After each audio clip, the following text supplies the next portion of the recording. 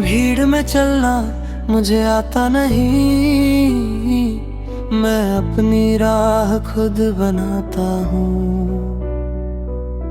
जो लोग हंसते थे मुझ पे कभी, आज वही नाम मेरा गाते हैं। न झुकना सीखा न रुकना सीखा, मैंने बस आगे बढ़ना सीखा। आंधियों से लड़कर हर बार मैंने खुद को और मजबूत किया। मेरी खामोशी को कमजोरी समझा, ये उनकी सबसे बड़ी भूल थी। मेरे अंदर जो आग जली है, वो जीत की पहली धूल थी।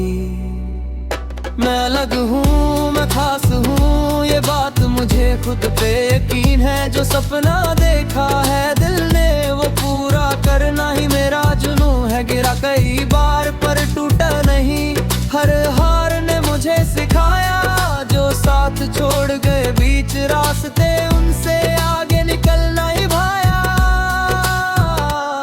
ना दिखावे का कोई शौक मुझे, ना झूठी तारीफों की चाह। मेहनत मेरी पहचान बने, बस यही है मेरी राह। आज नहीं तो कल सही मंजिल मेरी ही होगी। मेरे नाम की गूंज एक दिन हर तरफ सुनाई देगी। मैं अलग हूँ, मैं रुकूंगा नहीं, ये दुनिया याद रखेगी।